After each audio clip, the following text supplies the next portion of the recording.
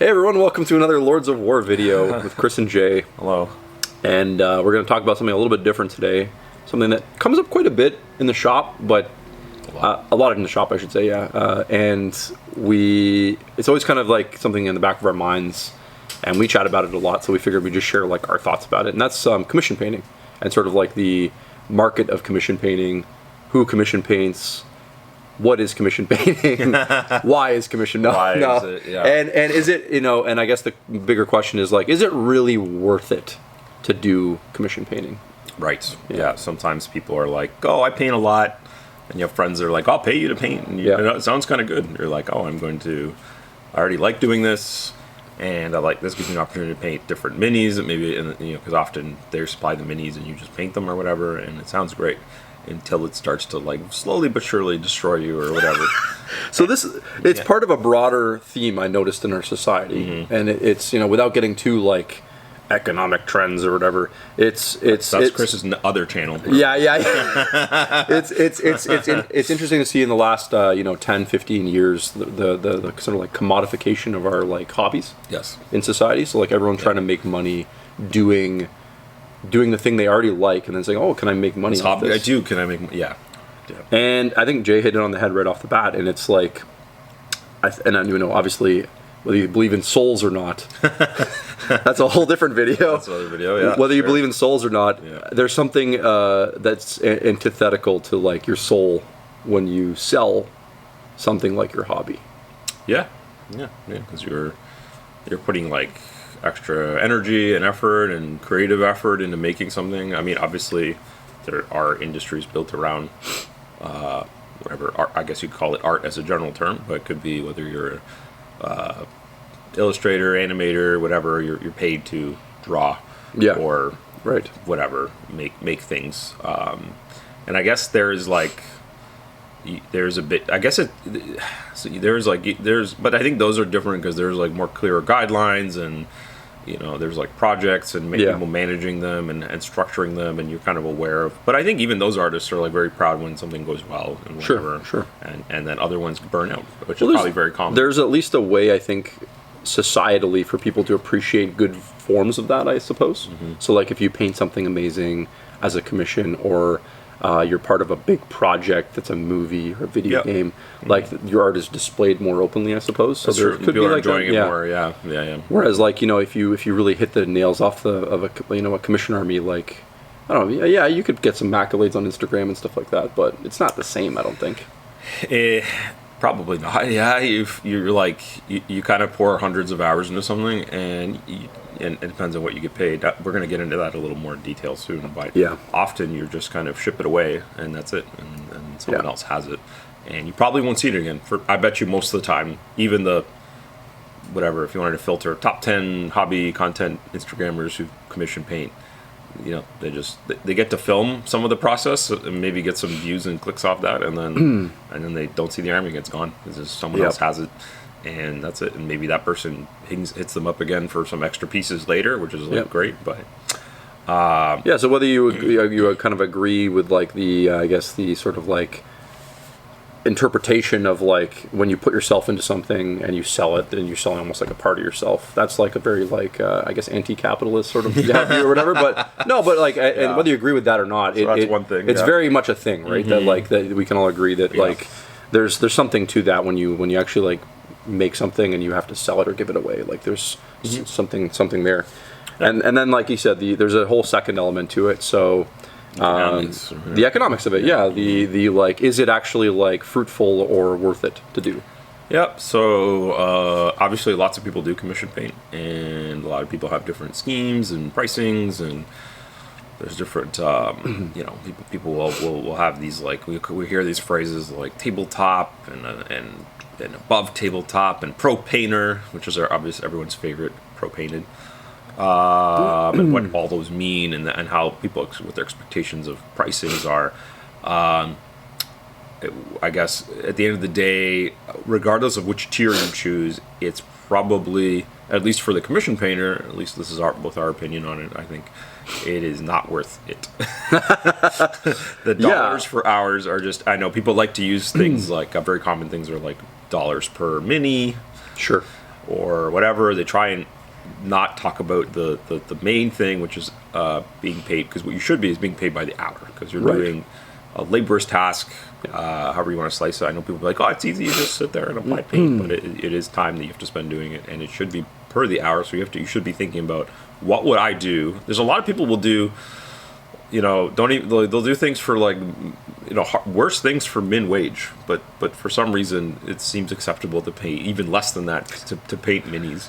Well, yeah, and that kind of bleeds into the like, oh, but you like doing this, that's right. So you don't deserve to make a fair wage or whatever doing it, right? So you get exposure. Oh my goodness, the exposure, and if I get you can only have this much money, but you can have as much exposure as you want. You can just, the exposure, it's so good. It's so delicious. It's so delicious.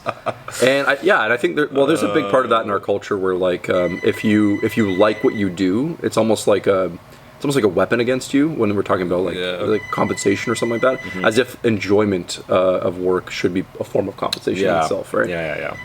But so you're kind of touching on that. I think it bleeds into what we talked about earlier, like this sort of like hustle culture that's evolved, and you see a lot of like people trying to do like extra work to kind of, and let's be real, like it's tough out there. People will do stuff like this because they want a little extra money to either like afford the hobby or to be able to go on a trip or XYZ or whatever. And I think that all bleeds into why like it's probably like sort of like an undervalued thing in general. Look, again, Chris and I get approached pretty often, and because we have lots of great examples in the cabinet, and people are like, oh, I would like that or this or whatever. And now, at least, like, fortunately, we're at a stage in my life where like I can get by without needing to do these like extra jobs or whatever. But yeah, it's like when I think about it, I'm like, it's like that they want the expectations they have and how they what they want for the price. It's like, I could be like, you're going to hear a number and you're not going to like it. And even the number, when I even think of calculating a number, there's like two ways to do it. You're like, there's the number where you're like, there's the FU number, which is like, here's a high number. I'm giving you a number so you back off. So that you say no. You say no. So it could be whatever. You might say, paint this army for me, 2,000 points, and the number, if I did the real number, it should be like something crazy, like $5,000 or something or whatever, which 99.999% of people are like, oh, never mind or whatever. And then there's a number where I'm like, okay, it's plausible, maybe I will do it, but then I have to literally like reduce myself to like a fee that is like actually like not really tenable, but it's still a high number. It's like, it sounds big, right? Sounds big, because then that would be the equivalency here would be like if I said fine, $1,500 or something, and again, the average person goes, that sounds like good money. But it's like, it's over. We were doing months of work. It's like months of work. For what? For. And I was we were talking about this video earlier today, like where we chat about, and I made the analogy. I'm like, it's interesting, like. Take something like painting a house or whatever, right? Like you're talking about, it would cost you like thousands of dollars to paint a house. Those guys are doing it in a day or two, right? Like they get to take the money and they go, and then they get to go on the next project. Someone who's painting an army of models for you, that's weeks of labor right there, right? So it's like weirdly, it's like the painting the house can be done very like methodically and broken down, and it's like the same repetitive motion and broad strokes, but painting minis is like. It's mentally taxing, it's physically taxing, you're just like sitting there, it's hard on your eyes, and you're just grinding away, painting these tiny guys. And it's a lot also more, the margin of error is a lot higher because people are a lot more, they want a specific, I understand it. When you putting down lots of money, it's not like, again, the guy painting the house, you literally give him the can of paint and say, do it. But with minis, it's like a lot of things to consider. You have to probably sit and you almost have to do like 2 hours of a pre. It's like an intake where you sit there and with a thing and you're like model by model and like panel by panel, like what are we painting, what color, why, and okay, we'll do it like this and and it's like all of these details. So so I don't know. It's one of those things that at least, again, we're discussing this like at least in. You can call it Western culture, North America, whatever, Europe, any of these countries where the cost of labor is very high, it's probably just not worth doing. And again, unless some people are willing to say, it's okay. And I think like I can do a quick job and it's not that taxing for me, but I don't know. I haven't seen anyone that hasn't ever burnt out on, Yeah, for sure. And I think like all things that generally don't seem worth it, I think like there's always the 1%. people that like can make it work, and usually those are exceptional people. Like, so that's the thing to remember is like they are either people that have put far too much time into painting miniatures of their life, like our buddy John, who is like an exceptional artist, and he's able to demand a rate that is fair compensation for his time. So he's dealing with only a select few clients, but he can charge enough that it's actually worth it for his time. And then the other end of that, I've seen what I'd still include in this like 1% of people that are like freaks, and they can paint so fast to like a medium standard that like they can do these big projects and the dollars still make sense at the end of the day. It's like, okay. But you know, even then, I can't think of many that do it. There's not that many. Full time only do that.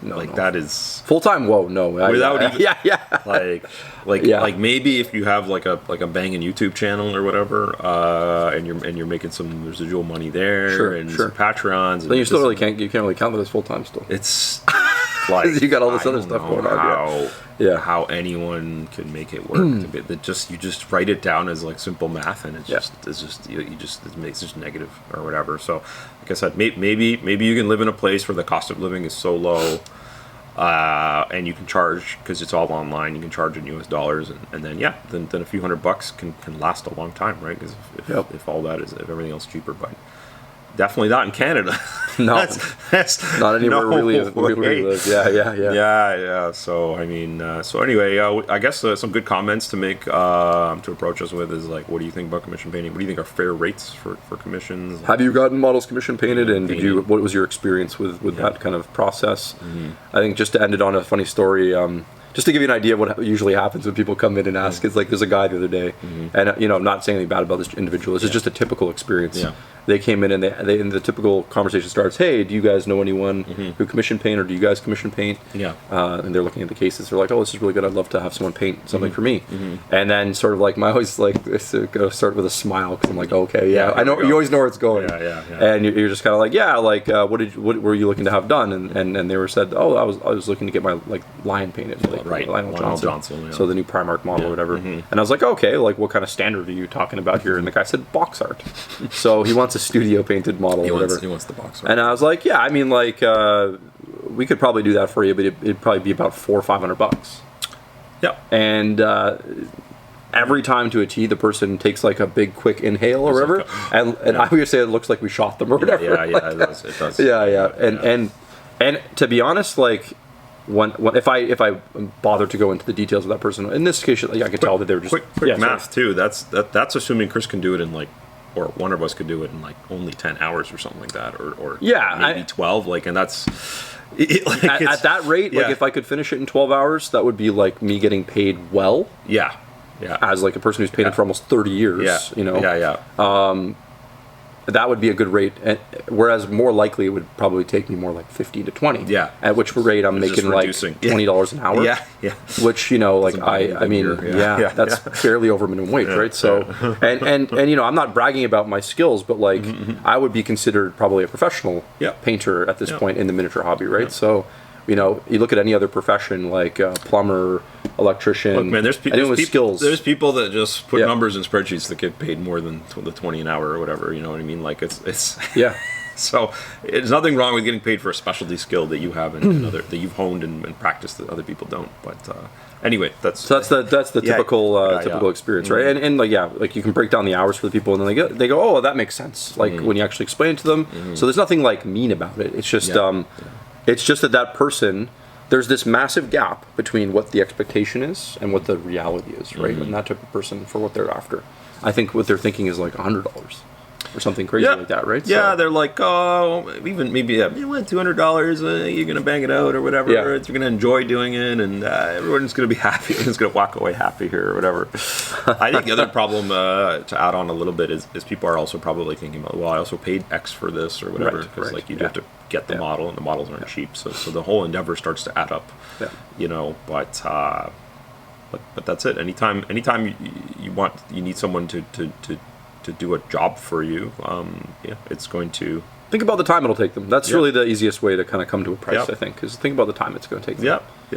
So I don't know. I guess that wraps it up. Don't do commissions. Don't do it. Just don't. Or if you're going to try to be really sensible and think it through first. Definitely. Otherwise, you're going to be working for $5 an hour. You're going to make very quickly, very little. Well, that wraps it up. That wraps up this one. Yeah. Take care until next time. Subscribe and like. That helps us out a bunch, and we'll talk to you soon. Yeah, bye.